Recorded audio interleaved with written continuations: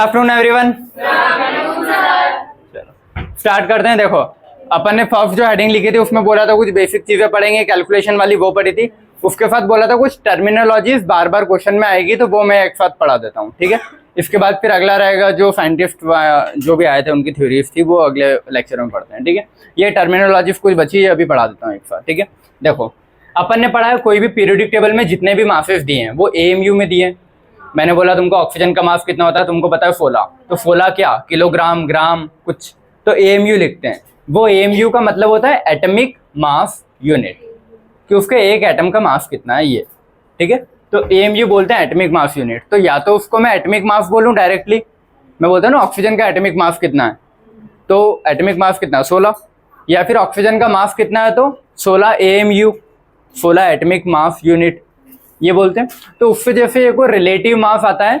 देखो अपन जब फिजिक्स का स्टार्टिंग में पढ़ते हैं यूनिट एंड डायमेंशन, तो अपन बोलते हैं ना कि 1 किलोग्राम, तो 1 किलोग्राम तुमने जब मान लो कुछ भी नहीं था, ठीक है, लोग ऐसे घूम रहे थे, कोई साइंस कुछ नहीं था, और जब सबसे पहले तुम लोगों को कोई चीज़ तो मतलब नापनी होगी तो तुमको कुछ एक रेफरेंस लेना पड़ेगा ना। तो वो रेफरेंस के लिए हमेशा फ्रांस है या कुछ ऐसी जगह है, वहाँ पे एक म्यूजियम या फिर जो साइंस का लैब बना है, वहाँ पे सारी चीज़ें ग्लास के बॉक्स में कवर्ड कर मतलब रख रखी उन लोगों ने कि इतना अगर वेट होता है तो उसको 1 kg बोलते हैं। इसके रेफरेंस में फिर सारे वेट लिए जाते हैं। अगर ये 1 है तो इसका डबल 2 होगा, इसका डबल 3 होगा, इसका आधा आधा होगा। अगर मान लो वहाँ इतना बड़ा पत्थर रख देते हो बहुत बड़ा और बोल देते ये 1 किलो है, तो उस बड़े पत्थर के हिसाब से फिर मैं बाकी सारी चीज़ें वेट करता कि इसका वजन अगर इतना आ रहा है तो इससे डबल होगा तो 2 किलो बोलूँगा, इससे ट्रिपल होगा तो 3 किलो बोलूँगा। या फिर मान लो अगर इतना छोटा सा पत्थर का टुकड़ा लिया, उसको अगर वो वहाँ बोल देते कि हाँ इसको मैं रेफरेंस ले रहा हूँ 1 किलो, समझ रहे हो क्या बोल रहा हूँ मैं, तो वो छोटा पत्थर 1 किलो के बराबर साइंस ने बोल दिया, मतलब माना है उन्होंने भी बोला क्या है, ठीक है।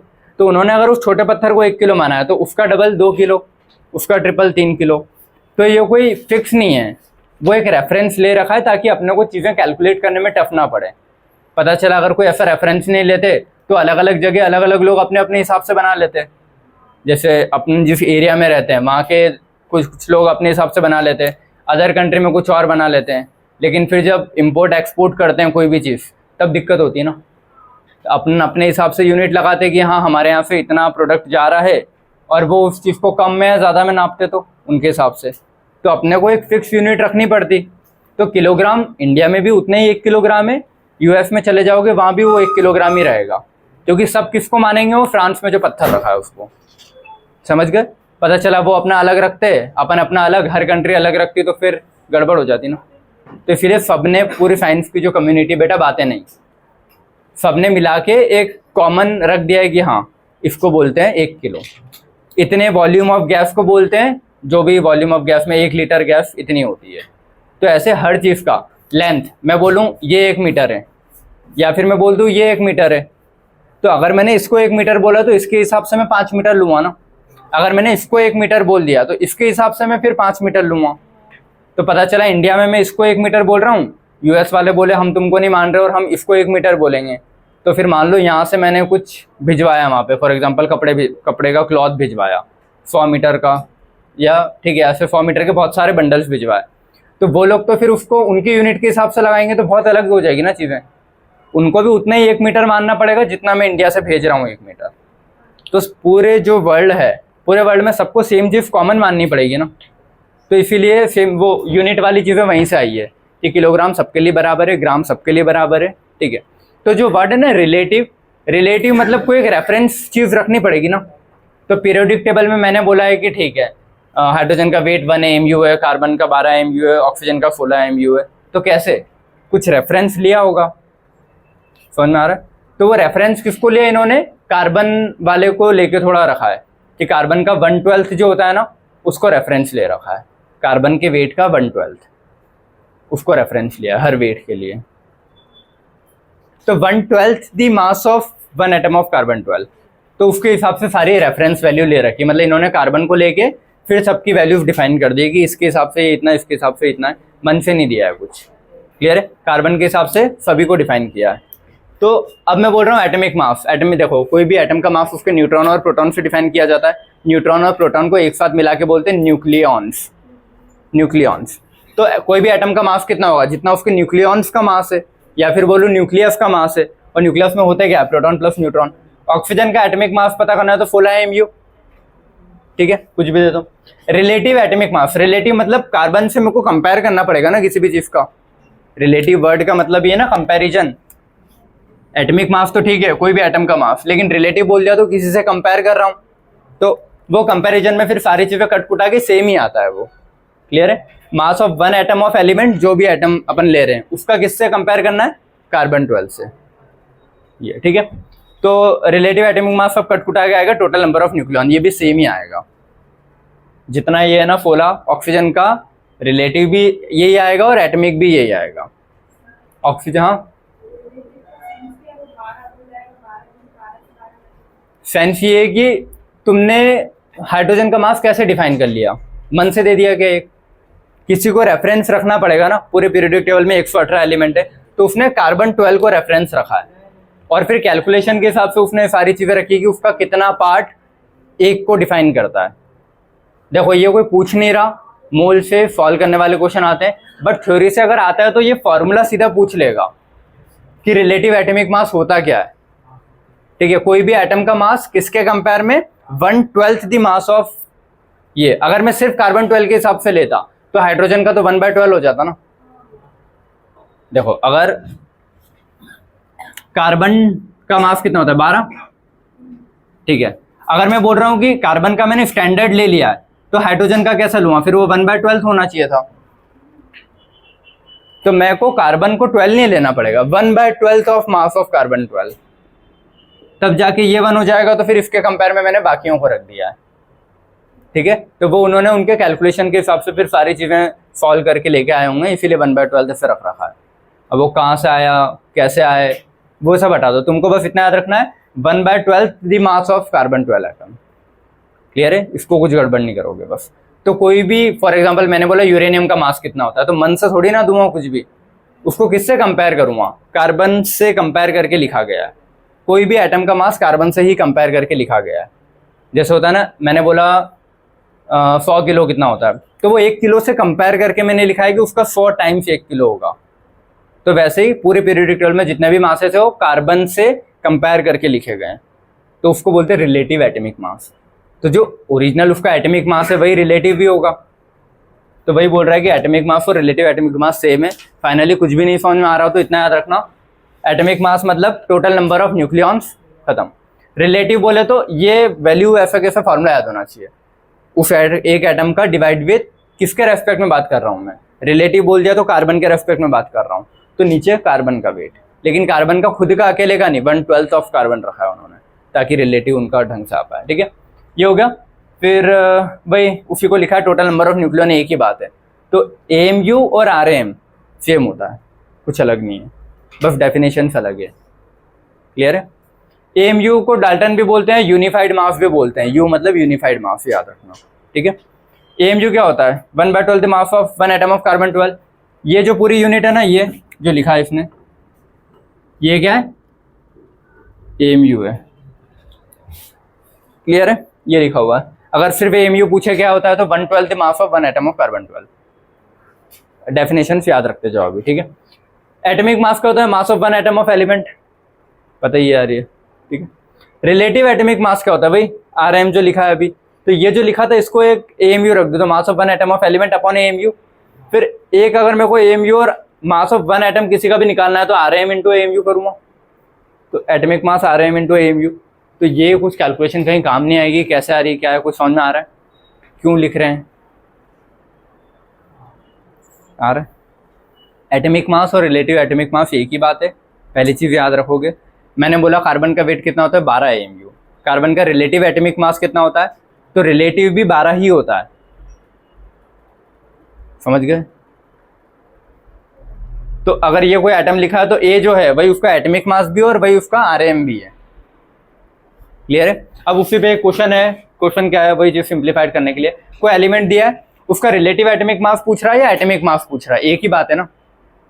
उस एटम का मास आया कहाँ से, रिलेटिव से ही आया होगा, मन से तो दिया नहीं होगा। मैंने बोल दिया ऑक्सीजन का मास कितना होता है 16, तो मन से नहीं दिया ना, उसको किसी के रेस्पेक्ट में ही बताया होगा ना 16।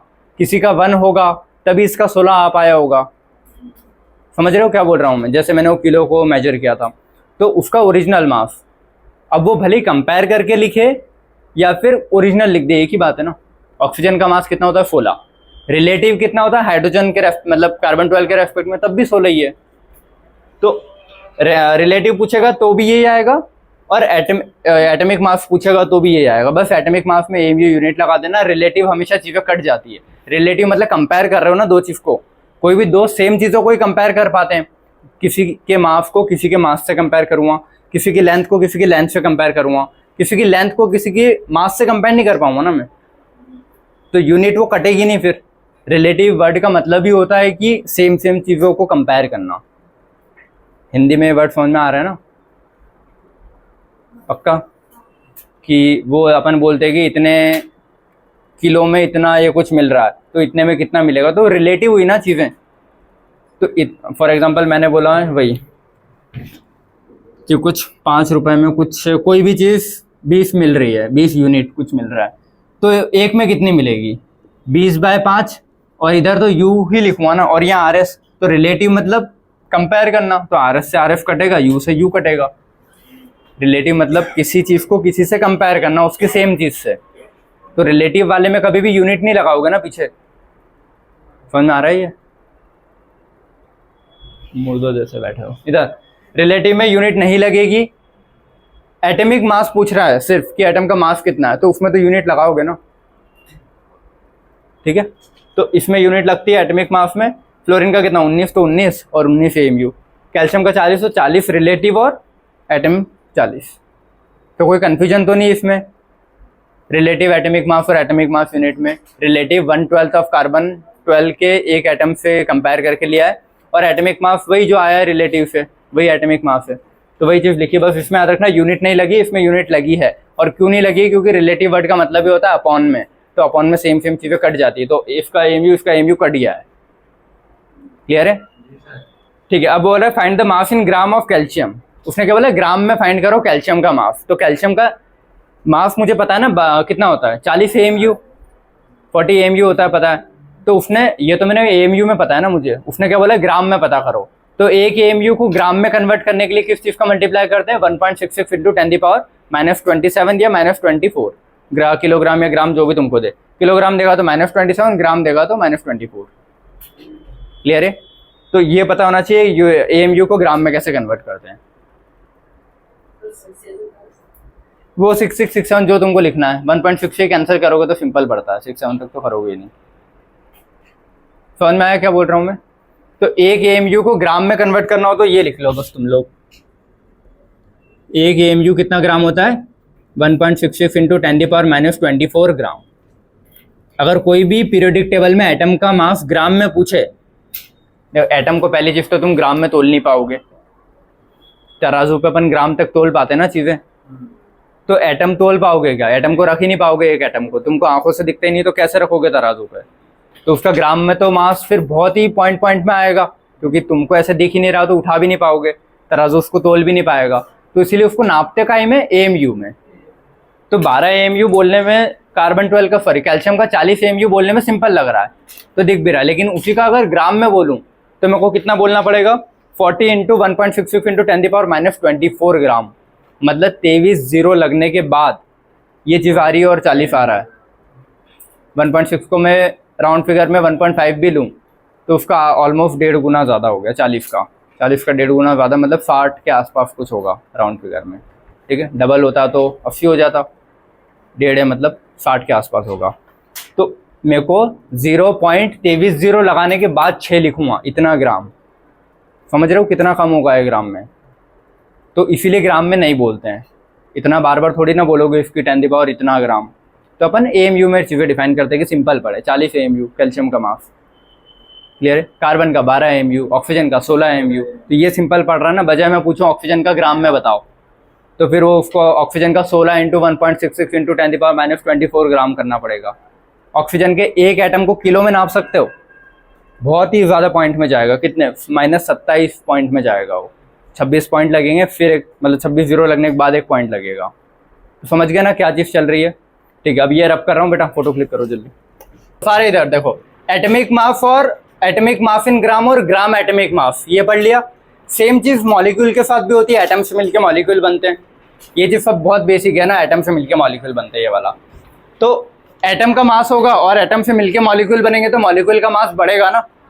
मान लो 2 हाइड्रोजन मिलके एक हाइड्रोजन का मॉलिक्यूल बना, तो दोनों हाइड्रोजन का एटॉमिक मास जुड़ जाएगा तो एक मॉलिक्यूलर मास आएगा। ये चीज समझ गए ना, हाइड्रोजन का इस हाइड्रोजन का 1 AMU प्लस इस हाइड्रोजन का 1 AMU, 2 हाइड्रोजन जुड़ेंगे तो एक H2 बनेगा, तो इसका वेट कितना होगा 2 AMU। सिंपल सा कॉन्सेप्ट है, atom plus atom is equal two molecule, है ना। तो अच्छा एटॉमिक मास पढ़ा ना था क्या, ठीक है। एटॉमिक मास वर्सेस ग्राम एटॉमिक मास, ठीक है, और molecular mass versus gram molecular mass. Atomic mass मतलब एक एटम का मास, कोई भी एटम का मास अपन काय में लिखते हैं AMU में, ठीक है। ग्राम में कन्वर्ट करना होता है तो 1.6 × 10⁻⁻24 ग्राम का मल्टीप्लाई करते हैं। Mass of 1 atom of an element, मैंने आयरन का टुकड़ा लिया, उसके एक एटम का मास कितना होता है 56 ग्राम, 56 AMU।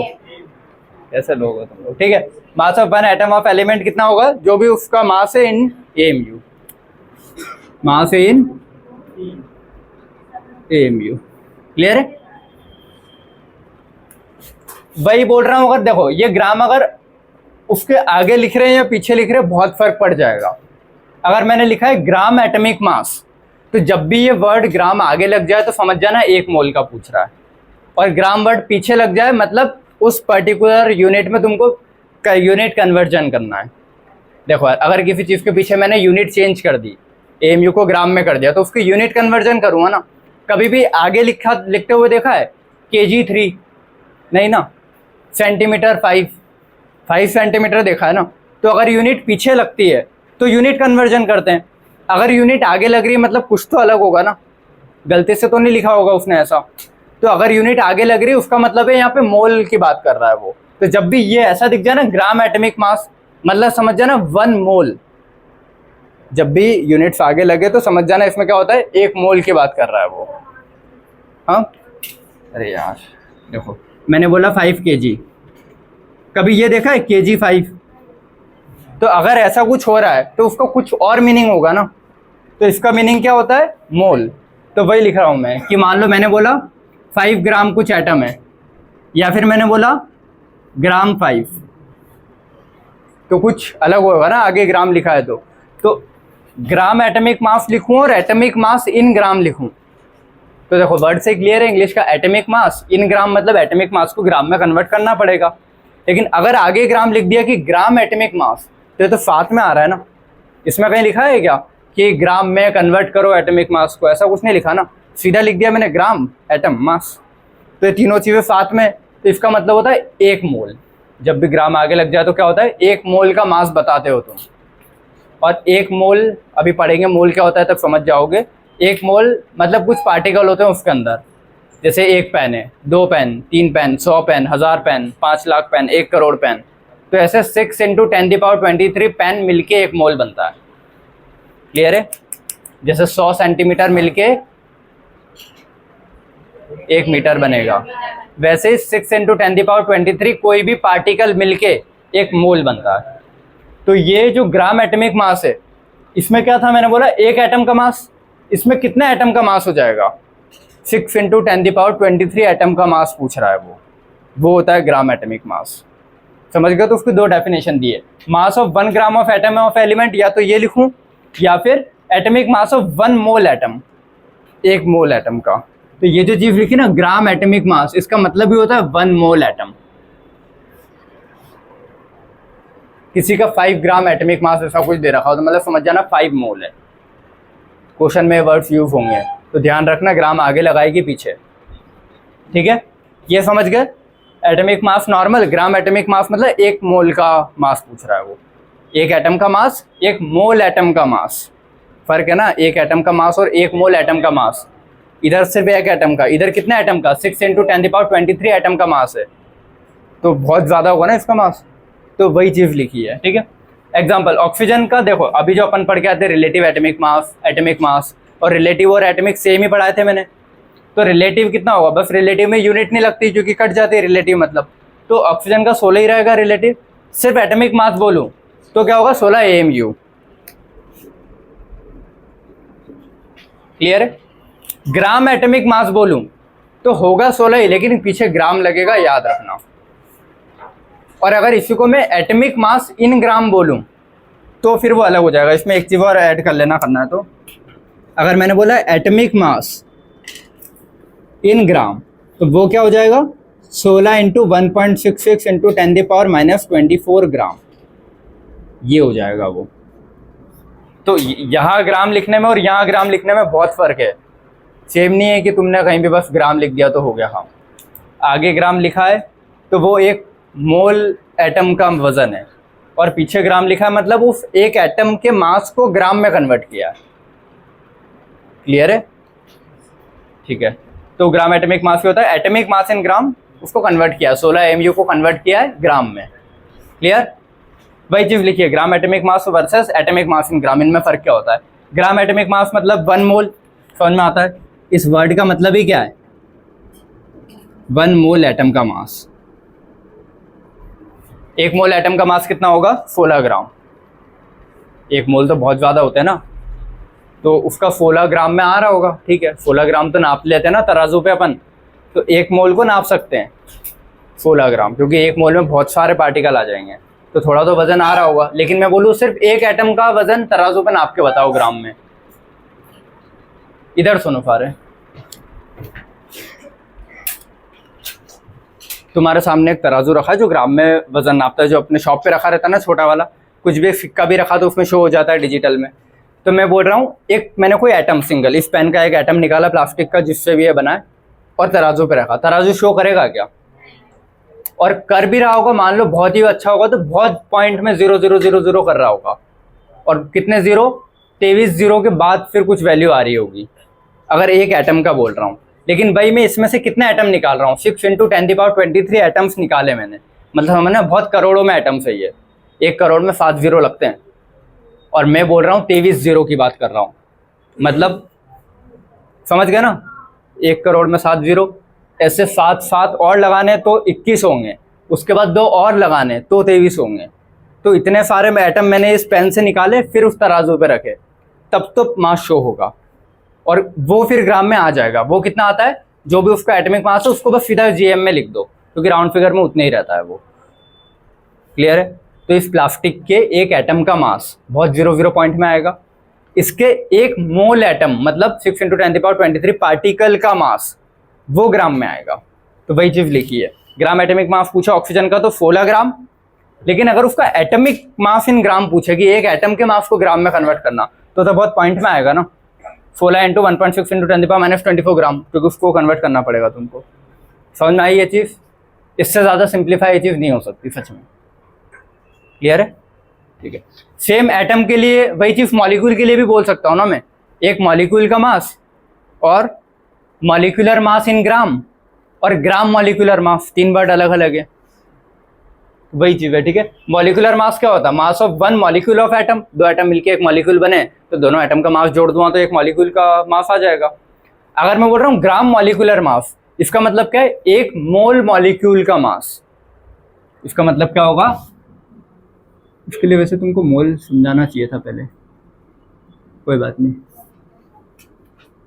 लेकिन बता दिया ना। ये लिख लेना साइड में ना, 1 मोल का मतलब क्या होता है? 6 इंटू, तुम सीधा 6 याद रखो, 6.023 लिखते हैं एग्जैक्ट, लेकिन अभी 6 लिख लो, इंटू 10⁻23 पार्टिकल। अब वो पार्टिकल कुछ भी हो सकते हैं, एटम, मॉलिक्यूल, आयंस, कुछ भी। क्लियर है? समझ में आया क्या है? और इसी चीज़ को Na बोलता है वो। शॉर्ट में लिखना हो तो क्या लिखते हैं? Na, Avogadro's number. अभी आएगा, आगे पढ़ा दूंगा। क्लियर है? तो मैं बोल रहा हूँ एक मॉलिक्यूल का मास, यहाँ पे क्या बोला मैंने? 1 मॉलिक्यूल का मास। यहाँ कितना बोल रहा हूँ? 6 इंटू 10⁻23 मॉलिक्यूल का मास, तो बहुत ज़्यादा ही होगा ना वो। तो वही चीज़ें लिखिए कि हाइड्रोजन के 1 मॉलिक्यूल का मास लिखूँ तो 2 आएगा, 2 AMU में। और यहाँ लिख रहा हूँ ग्राम मॉलिक्यूलर मास, तो वो रहेगा वैल्यू में सेम, लेकिन यूनिट देखो ना, ये AMU है, ग्राम है। अगर इसको ग्राम में कन्वर्ट करना हो तो क्या लिखूँगा? 2 इंटू कितना 1.6 इंटू 10⁻⁻24 ग्राम। तो देखो ना, ये ग्राम में कितना है और ये कितना है, क्योंकि ये सिर्फ एक मॉलिक्यूल का है बहुत पॉइंट में, ये इसके जैसे 6 × 10⁻23 मॉलिक्यूल का है, तो बहुत ज़्यादा ही आएगा। बस वैल्यू सेम रहती है, यूनिट में बहुत फ़र्क है, याद रखना। ऐसा नहीं कि एमयू लिखा मिटा के ग्राम लिख दिया, बहुत फ़र्क पड़ जाएगा। O3 ओजोन लिखा है, ये O2 नहीं है। नींद आ रही हो तो आंखें खोल लेना इस चीज़ में। बंद किसने किया? रिमोट तो मेरे पास रखा था। अच्छा, इसीलिए नहीं, अभी तो है।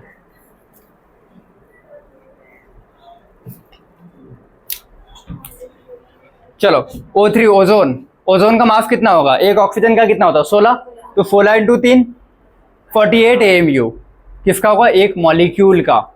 लेकिन अगर मैं ऐसे कितने मॉलिक्यूल लूँ, 6 × 10⁻23 मॉलिक्यूल्स ले लूँ, समझ रहे हो ना, बहुत सारे मॉलिक्यूल्स है, इन सबको नापने जाऊँ तो वही वजन आएगा ग्राम में, वैल्यू सेम रहेगी लेकिन ग्राम में आ जाएगा। लेकिन अगर एक मॉलिक्यूल के मास को मेरे को ग्राम में तोलना होता तो 48 ही रहेगा, बस उसको ग्राम में कन्वर्ट कर लूँगा, तो वो कितना ग्राम जाएगा? 48 × 1.6 × 10⁻24 ग्राम। समझ में आई ये चीज़? ठीक है। H2SO4 का वेट याद होना चाहिए, 98 होता है। ठीक है, तो 98 AMU, क्योंकि एक मॉलिक्यूल का मास AMU में ही लिखते हैं। एटम का जब AMU में लिखा है तो मॉलिक्यूल का भी AMU में ही लिखूंगा ना, क्योंकि इसमें 2 हाइड्रोजन है, 1 सल्फर है, 4 ऑक्सीजन है, तो सब एटम है। एटम का मास AMU में लिखते हैं, तो मॉलिक्यूल का भी AMU में लिखूंगा, तो मॉलिक्यूल का AMU में लिखा। लेकिन अगर मैंने आगे लिख दिया ग्राम मॉलिक्यूलर मास, मतलब क्या है? 1 मोल मॉलिक्यूल। इसका मतलब समझ में आता है ना, 1 मोल मॉलिक्यूल है ये, 1 मोल मॉलिक्यूल है। मतलब क्या है? 6 × 10⁻23 मॉलिक्यूल्स। और इसका मतलब क्या है? 1 मॉलिक्यूल। तो एक मॉलिक्यूल का मास कितना होगा और इतने मॉलिक्यूल का मास कितना होगा? वैल्यू सेम, यूनिट अलग। क्लियर है? और यूनिट सेम करोगे तो बहुत ज़्यादा पॉइंट में जाएगा। 98 AMU 98 ग्राम। ठीक है, फिर ये चीज लिखी, हाइड्रोजन के लिए मॉलिक्यूलर मास कितना होता है? 2। अगर ग्राम में कन्वर्ट किया तो 1.6, ये ग्राम में कर दिया। ग्राम मॉलिक्यूलर मास बोला मतलब उसके 1 मोल का मास बोला है, तो 2 × ये इंटू मोल करना पड़ेगा ना। तो जब ये और ये दोनों, देखो ये प्लस का 23 है, माइनस का 24 है, ऑलमोस्ट कट जाएगा, और एक ही 10 बचा ना, और उसका पॉइंट जब शिफ्ट होगा तो 6 और ये जब कट जाएगा तो फाइनली सारी चीज़ें आपस में कट रही है। क्लियर है? जब उसको क्रॉस करोगे तो सारी चीज़ें आपस में कट के 1 के आसपास कुछ आएगा वो, तो इसीलिए इसको 2 ही रहने देते हैं, तो 2 ग्राम लिख देते हैं। तो बहुत फर्क है इस 2 ग्राम और उस 2 ग्राम में, AMU में। क्लियर है? अब यही जो अभी तक पढ़ा है, ये ग्राम मॉलिक्यूलर, ये सब, इसका कंफ्यूजन लिखा है। क्लियर है? देखो अब मुझे बताते जाना साथ साथ में। हाइड्रोजन का एटॉमिक मास कितना होता है? 1 एटॉमिक मास इन, अच्छा 1 AMU है ना, एटॉमिक मास इन ग्राम कितना होगा? 1 × 1 GM नहीं होगा, 1.6 × 10⁻24 ग्राम, ये होगा ग्राम में। अब मैंने ग्राम एटॉमिक मास, इसका मतलब होता है 1 मोल, 1 मोल एटम का, तो वैल्यू सेम रहेगी, बस उसको काय में कर दोगे? ग्राम में। ऑक्सीजन का एटॉमिक मास कितना होता है? 16 AMU। अगर मैं बोल रहा हूं कि एटॉमिक मास इन ग्राम कितना होगा तो उसको कन्वर्ट ही करना पड़ेगा, तो 16 × 1.6 × 10⁻24 ग्राम कन्वर्ट कर लिया। अगर मैं बोलूं ग्राम एटॉमिक मास, तो उसके एक मॉलिक्यूल, 1 मोल का पूछा है, तो 1 मोल का मतलब इसमें मेरे को 6 × 10⁻23 को और मल्टीप्लाई करना पड़ेगा, ये 1 के लिए ना, तो 1 मोल के लिए कितना, जितने मोल होते हैं उसका मल्टीप्लाई कर दो, तो कट पिट के फाइनली वैल्यू सेम रहती है, बस ग्राम में हो जाती है। आ रहा है सबको समझ में? यहीं से मोल कॉन्सेप्ट शुरू होगा। क्लियर है? कार्बन का वेट कितना होता है?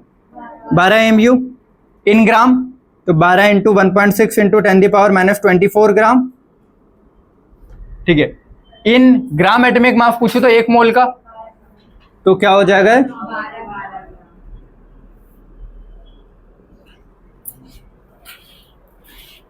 आईफोन में। ठीक है, अच्छा वो क्वेश्चन में पता है बहुत बार है कि ग्राम एटॉमिक मास निकाल लो, उसके बाद पूछेगा 5 मोल का कितना होगा, 10 मोल का कितना होगा, तो ये तो 1 मोल का निकला है ना, 5 मोल का 5 मल्टीप्लाई कर देना, 10 मोल का 10 मल्टीप्लाई कर देना। तो पहले ग्राम एटॉमिक मास निकालोगे, फिर उससे मोल का निकाल लोगे, जितने भी मोल का पूछ रहा है। ठीक है, अब मॉलिक्यूलर मास, H2 लिखा है तो H2 मॉलिक्यूल है, मॉलिक्यूल का मास कितना होगा? 2, लेकिन वो भी AMU में ही होगा ना, मॉलिक्यूलर मास इन ग्राम, मतलब मॉलिक्यूल वाले को ग्राम में कन्वर्ट कर रहा हूं, तो क्या होगा 2 इंटू 1.6 इंटू 10⁻⁻24 ग्राम, ठीक है, ग्राम मॉलिक्यूलर मास। तो इसका मतलब क्या हुआ, 1 मोल मॉलिक्यूल, ठीक है। तो वैल्यू सेम रहेगी, बस इसको सॉल्व कैसे करते हैं, 2 इंटू ये तो 1 के लिए, तो इतने के लिए कितना आगे इंटू 6 इंटू 10⁻23 का मल्टीप्लाई करूंगा, तो ये सब कट के फाइनली वो 2 के आसपास बचता है, तो उसको सीधा मैं लिख देता हूं 2 ग्राम। क्लियर है, कर कैसे रहा हूं, ऐसे इतना सारा मल्टीप्लाई करके। ऑक्सीजन का कितना होता है 32 AMU, तो 32 इंटू 1.6 इंटू 10⁻⁻24 ग्राम, और ये कितना आ जाएगा 32 ग्राम। तो ये चीज याद रखना, 32 ग्राम और 32 AMU में बहुत फर्क है। AMU का मतलब ही एटॉमिक मास यूनिट, मतलब एक एटम का मास है वो, और ग्राम मतलब है 6 इंटू 10⁻23 एटम्स का मास है वो, है ना, समझ रहे हो ना, इमेजिन करके कैसे मैंने बताया है। N2 का मास कितना होता है 8, हाँ भाई ये AMU में सारे है ना, 1.6 ये 1.66 को मैंने सीधा 1.6 लिख दिया, ठीक है, इंटू 10⁻⁻24 ग्राम, और ये कितना आ जाएगा सेम उसका।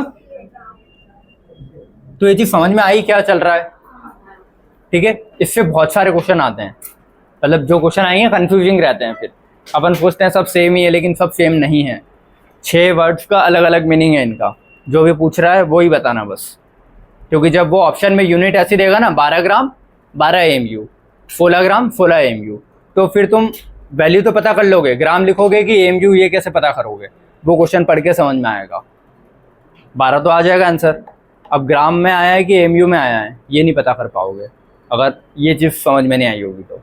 क्लियर है, चलो ये वाला मिटा के अगला वाला पोर्शन लिख रहा हूँ मैं, बेटा फोटो इधर सारे। चलो अपन अब 7th वाला पॉइंट बचा अपना, ठीक है। अभी तक अपने क्या देख लिया, ग्राम एटॉमिक मास, ग्राम ये वो छोटा छोटा बहुत सारा देख लिया, ठीक है। अब एक डेंसिटी से रिलेटेड क्वेश्चन आते हैं, इसीलिए डेंसिटी अलग से पढ़ लेते हैं बेसिक में ही, ठीक है। और एक वॉल्यूम वाला एक और इसके बाद छोटा सा पॉइंट है उसको पढ़ लेंगे, क्योंकि जब फॉर्मूलेज आएंगे और वहाँ डेंसिटी आएगा तो फिर वहाँ अलग से पढ़ाऊँ बार बार, तो एक साथ सारे छोटे छोटे पॉइंट्स क्लियर कर लेते हैं, ठीक है। डेंसिटी वर्ड का मतलब हिंदी में घनत्व बोलते हैं, मतलब कितनी कम जगह में कितना ज्यादा मास आ रहा है, ठीक है। एक है मैंने इतना बड़ा सर्कल लिया, उसमें कुछ चीज रखी, ठीक है, और एक छोटा सा सर्कल लिया, उसमें सेम उतनी चीज उस छोटे से सर्कल में फिट कर दी। समझ में आ रहा है क्या है, मतलब छोटे से सर्कल में अब चीजें को मॉलिक्यूल पास पास में आ गए ना, बीच का गैप कम हो गया, गैप कम हो गया, तो अगर मैं वहां पे क्यूब बनाऊं, तो तुम लोगों को बार बार बना के बताया मैंने, समझाया है कि अगर ये पानी भरा है मैंने इसमें, ठीक है, और इसमें अगर मैं एक 3D में क्यूब बनाऊं, क्यूब का मतलब है 1 सेंटीमीटर लेंथ में, 1 ब्रेथ में, 1 हाइट में, और एक डब्बा बनाया ऐसा, ठीक है। उस डब्बे के अंदर कितने मॉलिक्यूल आ पा रहे हैं, वो इमेजिनरी डब्बा है, ठीक है।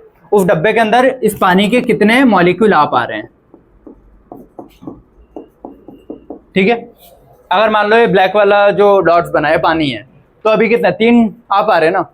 अगर इसी की जगह मैं इस चीज को शहद से भर देता, तो शहद गाढ़ा होता है, दिखता भी है, उसका मतलब क्या है, कम जगह में ज्यादा मॉलिक्यूल होंगे तभी गाढ़ा है ना। तो शहद वाले में क्या होगा, मान लो स्टार बना रहा हूं मैं शहद के लिए, ठीक है,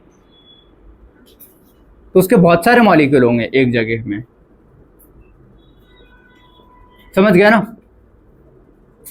मतलब उस छोटी सी जगह में जिस चीज के ज्यादा मॉलिक्यूल आ जाए, मतलब डेंसिटी ज्यादा, तो उसी की डेफिनेशन ये दी जाती है ना, मास पर यूनिट वॉल्यूम, मतलब छोटे से वॉल्यूम में कितना ज्यादा मास आ सकता है। जिस चीज का जितना ज्यादा मास आएगा,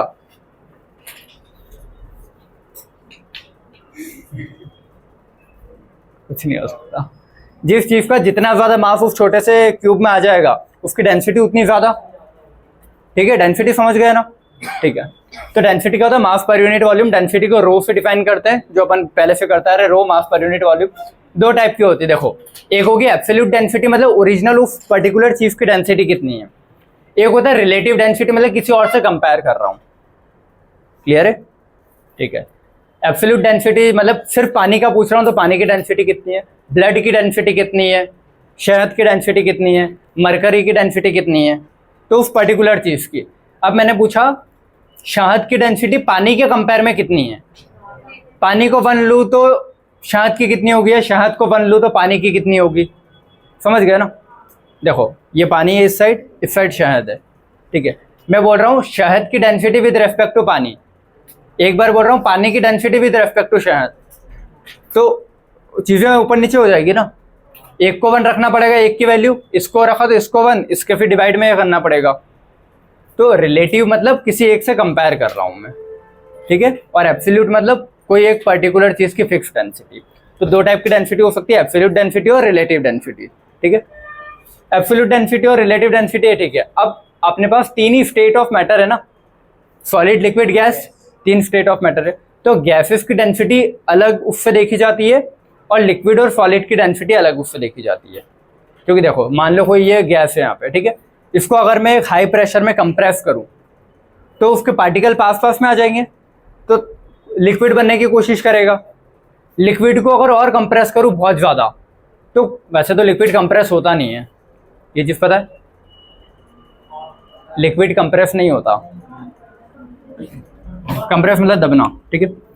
मान लो मैं एक यू शेप की ट्यूब बनाऊं, यहाँ पे एक पिस्टन लगाया, यहाँ एक पिस्टन लगाया, ये चीज़ समझ रहे हो। यहाँ पे अगर मैं पहले गैस रखता हूँ, कोई सी भी गैस मैंने रख दी, हाइड्रोजन, ऑक्सीजन, नाइट्रोजन, इस पिस्टन को यहाँ फिक्स कर दिया, होल्ड कर रखा है। इस पिस्टन को नीचे दबाऊं दब जाएगा ना, क्योंकि गैस कंप्रेस होती जाएगी। अगर मान लो यहाँ में लिक्विड भर दूँ, पूरे में पानी भर दिया, फिर इसको मैंने यहीं रोक दिया और इसको दबाऊं, दबेगा क्या? अगर इसको दबाऊंगा तो ये पिस्टन ऊपर उठेगा। यहाँ अगर मरकरी फिल कर दिया और इसको होल्ड कर दिया, यहीं पे रोक दिया और इसको दबाऊं, नहीं दबेगा, समझ गए ना। तो जो लिक्विड्स होते हैं वो कभी भी कंप्रेस नहीं होते हैं। बट तुम फिर ऐसा बस इमेजिन इतना कर लो, गैसेस में पार्टिकल दूर दूर है तो गैस की डेंसिटी कम है, ठीक है। सॉलिड उससे कम लिक्विड, लिक्विड में फिर भी थोड़े पास में आ गए, सॉलिड में और भी ज़्यादा पास में होते हैं पार्टिकल, क्लियर है। तो सॉलिड की डेंसिटी ज़्यादा ही होगी ना compared solid liquid gas, clear है। चलो, तो गैसेस के लिए अलग उससे देखते हैं और सॉलिड लिक्विड के लिए साथ में देखते हैं, ठीक है। तो गैस की डेंसिटी, बेटा बातें नहीं, गैसेस की डेंसिटी 2 एब्सोल्यूट वाले भी देखते हैं, रिलेटिव भी देखते हैं। तो गैस के लिए एब्सोल्यूट डेंसिटी क्या होगी, देखो अपन फिजिक्स में 11th में या 9th में शायद ही पढ़ा हो, वैसे पढ़ा होगा, हाँ। आइडियल गैस इक्वेशन पढ़ते हैं, तो वर्ड ये ना आइडियल गैस इक्वेशन, मतलब गैसेस के लिए दी गई थी वो, PV = nRT, सबने पढ़ी है आइडियल गैस इक्वेशन। और आइडियल है मतलब रियल में सारी कंडीशन सेटिस्फाई नहीं करती वो, तो उसके लिए रियल गैस इक्वेशन भी बनती है। फिर P में कुछ ऐड करते हैं और उधर A और B - ऐड करते रहते हैं, पढ़े हैं। ये आइडियल गैस इक्वेशन होती है, PV = nRT। प्रेशर और वॉल्यूम में कुछ चेंजेस करते हैं, एक में प्लस है एक में -B, ऐसे करके इक्वेशन देखी होगी शायद, उसको रियल गैस इक्वेशन बोलते हैं। नहीं देखी, ये देखिए PV = nRT 9th में, सभी ने देखी भी होनी चाहिए, ठीक है। Ideal gas equation PV nRT। PV n जो होता है वो नंबर ऑफ मोल्स होता है, यहाँ पे नंबर ऑफ मोल का एक फॉर्मूला होता है, ये भी 9th में पढ़ के आते हैं, given mass upon molecular mass, सब पढ़ के आए हो ना। नंबर ऑफ मोल्स का फॉर्मूला ये क्या है, नंबर ऑफ मोल्स, ये क्या होता है, given mass upon molecular mass. तो गिवन मास को स्मॉल m से, मॉलिक्यूलर मास को कैपिटल M से, जो कि मॉलिक्यूलर मास तो फिक्स है ना किसी चीज का, अब वो कितना मास में रख रहा हूँ वो वेरी करता है, तो गिवन मास वेरी करता है, मॉलिक्यूलर फिक्स है। RT रखा, अब यहाँ पे मैंने M को इधर शिफ्ट कर लिया, V को इधर कर दिया नीचे, तो मास पर यूनिट वॉल्यूम कितना होता है, क्या होता है, डेंसिटी। तो ये चीज डेंसिटी हो गई ना, और PM इधर रह जाएगा और RT को नीचे रख दूंगा PM के, तो डेंसिटी क्या होगा, PM/RT। तो या तो डायरेक्टली रट लो PM/RT होता है, या फिर PV = nRT से बहुत जल्दी निकाल सकते हो। PV = nRT, PV = n क्या होता है, given mass upon molecular mass into RT। इधर वाला मास इधर रखा, इधर का वॉल्यूम इधर शिफ्ट किया, तो मास पर यूनिट वॉल्यूम क्या होता है, डेंसिटी, बस आ जाएगा 2 मिनट में। तो इस चीज़ से निकाल सकते हो ना। तो एब्सोल्यूट डेंसिटी कोई भी गैस के लिए कैसे डिफाइन की जाती है, आइडियल गैस इक्वेशन से। इसको आइडियल गैस इक्वेशन बोलते हैं, याद रखना, क्लियर है। डेंसिटी का फॉर्मूला क्या है, PM/RT। P क्या है, प्रेशर, M क्या है, मास, मॉलिक्यूलर मास, R क्या है, गैस कांस्टेंट, ठीक है, और T क्या है, टेम्परेचर इन केल्विन। सारी चीजें लिखी उधर, क्लियर है। चलो, और बाकी ऑलमोस्ट वैल्यू क्वेश्चन में देखे रहता है, गैस कांस्टेंट, टेम्परेचर कितना होगा, सब वैल्यूज दी रहती है तुमको, ठीक है। रिलेटिव डेंसिटी मतलब एक को दूसरे से कंपेयर कर रहा हूँ, रिलेटिव वर्ड का मतलब ही ना कंपैरिजन। हाँ करो, हाँ। Density of one gas with respect to another gas at same temperature and pressure, ये कंडीशन जरूरी है। अगर टेम्परेचर प्रेशर चेंज किए तो फिर मैं कंपेयर नहीं कर पाऊंगा, फिर कुछ ज्यादा वेरिएशन आ रहे होंगे। दोनों को सेम टेम्परेचर पे रखा है तो डेंसिटी देखूंगा, सेम प्रेशर पे रखा है तो ही डेंसिटी देखूंगा। ऐसा नहीं कि इसको 0 डिग्री पे रखा है, इसको 100 पे रख दिया, फिर बोल रहा हूँ ये तो कम डेंसिटी का है। 100 पे तो वैसे भी दूर दूर हो जाएंगे मॉलिक्यूल, समझ रहे हो ना। तो दोनों को 0 पे रखना जरूरी है ताकि दोनों के मॉलिक्यूल एक फिक्स डिस्टेंस पे रहे जितनी होना चाहिए। ये दोनों को 100 पे रखूंगा, ये दोनों को 50, दोनों को 49, जो भी टेम्परेचर होगा। ऐसा नहीं कि एक का टेम्परेचर 10 है, एक का 200 कर दिया, तो 200 पे तो वैसे भी वो गैस बहुत दूर हो जाएगी, तो डेंसिटी भले उसको ओरिजिनल ज़्यादा होगी लेकिन कम हो जाएगी। टेम्परेचर बढ़ाने पे डेंसिटी कम होती है, पता है। टेम्परेचर बढ़ाऊंगा तो डेंसिटी कम होगी, फॉर्मूले से भी दिख रहा है। तुम ऐसे भी देख लो ना, कोई भी चीज़ में मैं गर्म कर रहा हूँ तो उसके मॉलिक्यूल दूर दूर भागेंगे ना, तो वो एक पर्टिकुलर क्यूब में से तो दूर भाग ही जाएंगे ना, तो डेंसिटी तो वैसे भी कम हो रही है टेम्परेचर बढ़ाने पे। इसीलिए दोनों गैस जिनको कंपेयर कर रहा हूँ सेम टेम्परेचर रखना जरूरी है, और सेम प्रेशर भी। ये यहाँ पे पिस्टन वाले से बताया था प्रेशर। अगर एक गैस का प्रेशर बढ़ा दूंगा तो गैस के मॉलिक्यूल पास में आ जाएंगे तो डेंसिटी बढ़ जाएगी, और एक में बोलूँ कि नहीं ऐसे ही रहने दो, और एक में मैंने बोल दिया पिस्टन यहाँ तक कर दो, दोनों पिस्टन, तो इसकी तो डेंसिटी बढ़ जाएगी ना, फिर दोनों पिस्टन यहाँ तक कर दिए तो इसीलिए दोनों को सेम प्रेशर और सेम टेम्परेचर पे रखना जरूरी है रिलेटिव के लिए, ठीक है। तो सेम टेम्परेचर प्रेशर, ये वर्ड इंपॉर्टेंट है। Density of first gas upon density of second gas, जिसकी जिससे कंपेयर कर रहे हो शिफ्ट करते रहना, क्लियर है। डेंसिटी क्या होता है, PM/RT। PM/RT, प्रेशर दोनों का फिक्स है, टेम्परेचर दोनों का फिक्स है, R गैस कांस्टेंट होता है तो कांस्टेंट है तो वो तो फिक्स ही है, सिर्फ मास चेंज हो रहा है ना M1/M2, तो बाकी सारी चीजें कट जाएगी, M1/M2 बचेगा तो M1/M2। तो रिलेटिव डेंसिटी क्या होगी, पहले वाली गैस का मास डिवाइड बाय दूसरी वाली गैस का मास, मॉलिक्यूलर मास, क्लियर है, ठीक है। और थर्ड आता है वेपर डेंसिटी। तो वेपर डेंसिटी देखो, रिलेटिव का ही एक स्पेसिफाइड पार्ट है वेपर डेंसिटी। रिलेटिव में मैं कोई भी दो गैस को कंपेयर कर रहा हूँ, वेपर डेंसिटी में मैं कोई भी गैस को हाइड्रोजन से कंपेयर कर रहा हूँ। एक होता है ओरिजिनल डेंसिटी कोई गैस की, एक होता है किसी से कंपेयर कर लिया, किसी से भी करूँ, एक होता है सिर्फ हाइड्रोजन से कंपेयर करूँ, क्लियर है। तो वेपर डेंसिटी क्या होता है, सिर्फ हाइड्रोजन से कंपेयर कर रहा हूँ, तो अपन ये सब चीजें इसमें भी लिखूंगा, और फाइनली सब चीजें तो कटनी तो M1/M2 ही आएगा। Mass of second gas hydrogen से कंपेयर कर रहा हूँ ना, तो उसका मास कितना होता है हाइड्रोजन का, H2 का 2H2, ठीक है। तो 2 लिखूंगा H2 गैस मॉलिक्यूलर में, ठीक है। तो वेपर डेंसिटी क्या होगा, मॉलिक्यूलर मास डिवाइड विद 2। तो अगर वेपर डेंसिटी दी हो तो उससे किसी भी गैस का मैं मॉलिक्यूलर मास निकाल सकता हूँ ना। मैंने बोल दिया एक गैस है जिसके वेपर डेंसिटी दी है 7 वेपर डेंसिटी दी है, तो वेपर डेंसिटी तुमको ज़्यादा कुछ आइडिया नहीं क्या होता है, तो वेपर डेंसिटी का जब डबल कर दोगे तो उस पर्टिकुलर गैस का मास आ जाता है 14, और 14 मुझे पता है नाइट्रोजन का होगा। हाँ, हाइड्रोजन के रेस्पेक्ट में सारी चीज़ें कंपेयर करते हैं तो वेपर डेंसिटी बोलते हैं। तो क्वेश्चन अगर उसको टफ बनाना होगा ना तो वो तुमको डायरेक्टली मॉलिक्यूलर मास या कोई गैस का नाम नहीं देगा। गैस का नाम देगा तो तुम फटाफट से मॉलिक्यूलर मास लिख दोगे, लेकिन मान लो उसने डेंसिटी पता करने के लिए बोला है, तो प्रेशर दिया है, R दिया है, T दिया है, सब दिया है, M तुमको पता करना रहेगा, और उसने गैस का नाम नहीं दिया है, उसने बस बोल दिया जो भी गैस है उसकी वेपर डेंसिटी है 7।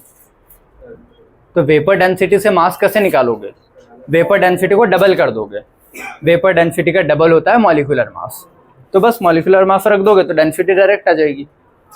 क्लियर है क्या बोल रहा हूँ मैं। तो वही है कि 2 का इधर मल्टीप्लाई हो जाएगा तो मॉलिक्यूलर वेट कितना हो जाएगा बेटा किसी भी गैस का, vapour density into 2। Vapour density का जब डबल कर दो तो कोई भी गैस का मॉलिक्यूलर वेट आ जाएगा ना। तो जब भी क्वेश्चन में वेपर डेंसिटी दे रखा उसका डबल कर देना तो मॉलिक्यूलर मास आ जाएगा, मॉलिक्यूलर मास को यहाँ रखोगे तो डेंसिटी आ जाएगी। क्लियर, ठीक है। अब यही चीज़ें सेम चीज़ें सॉलिड और लिक्विड के लिए। तो सॉलिड और लिक्विड के लिए कोई रिलेटिव कोई एब्सोल्यूट कुछ अलग नहीं होता, सब सेम ही होता है, एक फार्मूला, बात खत्म। यहाँ लिखा है सब कट पिट के फाइनली एक ही फार्मूला लगेगा तुम लोगों को। क्लियर है? एब्सोल्यूट डेंसिटी मतलब भाई फिक्स कोई एक चीज के सॉलिड का, तो सॉलिड का मास कितनी जगह में पर यूनिट वॉल्यूम, तो मास per unit volume absolute density होती है, मतलब ओरिजिनल जो अपनी डेंसिटी है। वही चीज अगर रिलेटिव करूं तो रिलेटिव डेंसिटी मतलब किसी के कंपेयर में ना, तो यहाँ पे किसके कंपेयर में करता है, वाटर के। देखो गैस को कंपेयर करना तो हाइड्रोजन को आइडियल लिया है, लिक्विड और सॉलिड को कंपेयर करना तो वाटर को आइडियल लिया है। तो density of water at 4 degree centigrade, और वाटर में पता है तुम लोगों को हाईएस्ट डेंसिटी 4 डिग्री पे होती है, 4 से बढ़ाते तो भी कम होती है और 4 से इधर करते तो भी कम हो जाती है फिर। तो 4 पे हाईएस्ट डेंसिटी होती है, बताया था तुम लोगों को इनऑर्गेनिक में। तो क्लियर है? ठीक है। तो absolute density upon density of water at 4 1 होती है 1 ग्राम पर मीटर क्यूब mm3। ठीक है, तो RD is equal to absolute density हुआ ना, तो एब्सोल्यूट तो यही होती है। तो RD पूछे तो भी एब्सोल्यूट निकालना है, एब्सोल्यूट पूछे तो भी एब्सोल्यूट निकालना है, पर रिलेटिव के अदर नेम स्पेसिफिक ग्रेविटी भी है। तो अगर स्पेसिफिक ग्रेविटी दे रखी हो तो भी समझ जाना उसका एब्सोल्यूट डेंसिटी दी है। क्लियर है? नहीं आया? एब्सोल्यूट डेंसिटी ये, रिलेटिव में ये तो 1 हो जाएगा, तो relative is equal to absolute हो जाएगा। तो चाहे तुमसे रिलेटिव डेंसिटी पूछे, चाहे एब्सोल्यूट डेंसिटी पूछे, चाहे स्पेसिफिक ग्रेविटी पूछे, स्पेसिफिक ग्रेविटी फॉर्मूला क्या जाएगा, मास पर यूनिट वॉल्यूम। बस मतलब देखो कभी भी सॉलिड और लिक्विड के लिए डेंसिटी पूछे तो जो 9-10 से पढ़ते आ रहे वही लगाओगे, मास बाय वॉल्यूम। अगर गैस के लिए पूछ लेता है तो फॉर्मूला आइडियल गैस से आता है, बस इतना, दो ही चीजें तो याद रखनी डेंसिटी में, density mass by volume for solid and liquid, density PV equal to NRT for gases, बस और कुछ नहीं है। और कुछ लग रहा है गैस के अलावा? बस इतना ही तो है। बस उसी चीज़ को बहुत वैरायटी में करके लिख दिया है उसने। बस ये एक वेपर डेंसिटी वाला अलग से याद रखना है ना, आते हैं क्वेश्चन वेपर डेंसिटी के। स्पेसिफिक ग्रेविटी भी देखने को मिलेगा, तो वहाँ फिर तुम ये सोचने बैठोगे सर स्पेसिफिक ग्रेविटी तो पढ़ा ही नहीं है, क्या होता है? तो स्पेसिफिक ग्रेविटी कुछ नहीं है, डेंसिटी है। क्लियर है? अच्छा ये चीज़ ऐसे समझो, मेरे पास एक कोई कंचे खेले ना सब लोगों ने, ठीक है, कोई भी एक कंचा रखा है, 3-4 बीकर रखे हैं, ठीक है। पहला बीकर है पानी का, हाँ इधर देख लो बेटा, पहला बीकर है पानी का, दूसरा बीकर है शहद का, तीसरा बीकर है मरकरी का, ठीक है। पहले बीकर में मैं कंचा डालूंगा तो नीचे चले जाएगा जल्दी, शहद वाले डालू मैं जैसे कंचा ड्रॉप किया, जैसे शहद से टकराया बहुत स्लो स्पीड हो जाएगी। मरकरी वाले में तो हो सकता है अंदर जाए ही ना, अगर उसकी डेंसिटी उससे कम हुई तो ऊपर ही तैरता रहेगा, थोड़ी भी ज़्यादा हुई क्योंकि मरकरी की बहुत ज़्यादा होती है तो कंचा तो उसके कंपेयर में कम ही होगा मेरे हिसाब से, तो ऊपर ही तैरता रहेगा। लेकिन मान लो उससे लोहे का मैंने कोई एक ले लिया, तो लोहे के अगर बॉल डाला तो बहुत स्लो जाएगा वो मरकरी वाले में। तो ग्रेविटी क्या करती है, चीज़ों को नीचे खींचती है ना, तो डेंसिटी वेरी करेगी ना ग्रेविटी के लिए।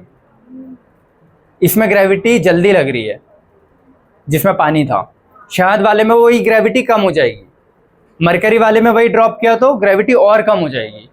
तो ये जो स्पेसिफिक ग्रेविटी वर्ड दिया है वो डेंसिटी पे ही तो डिपेंड कर रहा है।